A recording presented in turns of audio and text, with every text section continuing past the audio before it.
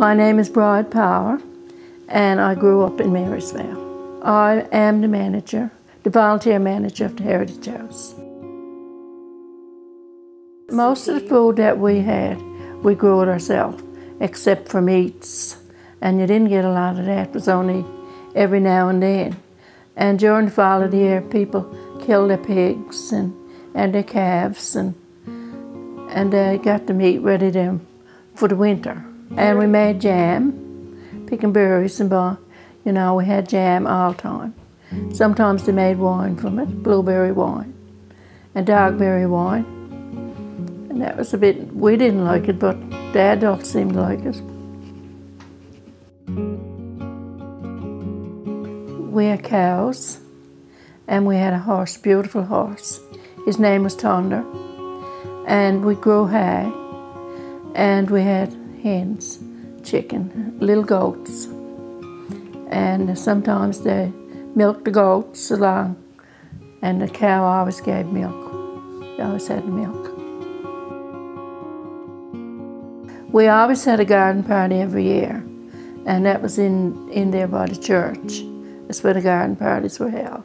And there was always a big tent put up, and it was cold plates made. And that was the best thing of the day. Everyone was looking forward, just more or less getting in under the tent and go in and have supper. God, I learned to cook very early. And just by watching, that's the truth, that's the way it was. You seen your grandmother or your mother cooking, and then as you grew older, you were told that you had to do this or you had to do that. So that was it, we all helped. Even peel the vegetables, we were helping. So we cooked some different recipes. Some we liked and some we didn't. Sometimes my mom would probably have something wrote down, but my grandmother knew it all in her head. You know, she just cooked, went on cooked. Tasted good too. Partridge berries and blueberries. I think they were the most favorite ones. After September was usually the time this was done. And sometimes when they were done, you know, the crab apples on the tree, these were cut up and put into the partridge berries. And the blueberries now was just blueberries, and the sugar went into them. But also, one thing I can remember about the blueberries was they made wine, blueberry wine. And that was probably kept a few months, and probably before Christmas time, that'll probably be opened.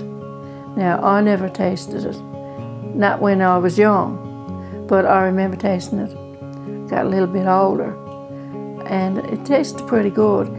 And the other thing I can remember is oranges was a scarce thing then, not very often. You could get oranges.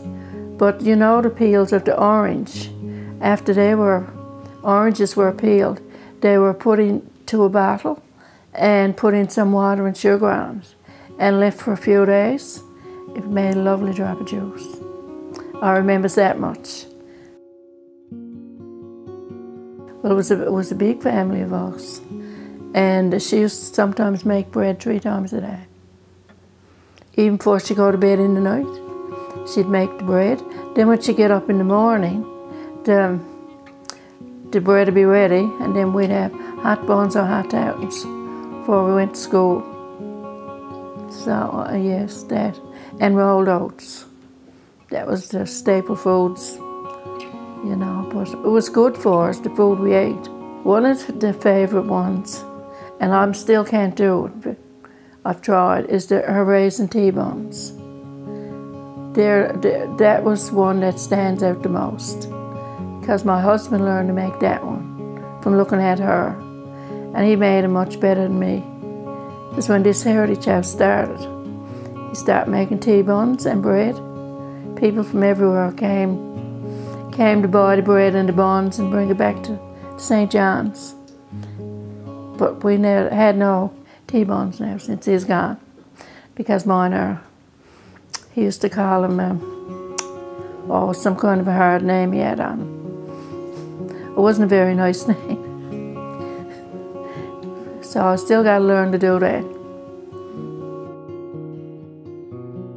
I got grandchildren, and I started, you know, doing a few herbs and that this summer. And when they came around, I was telling them they should get into this, because some of them likes to cook and bake. But I told them it would be very nice to just start in and do something, and they'd enjoy their food much better if they knew where it came about. But I would tell them to try to grow some things, because it tastes much better, and pass that on to their children the same way, because I think growing and planting, it's good for your mind and it's good for your body. You know, it gives you something useful to do.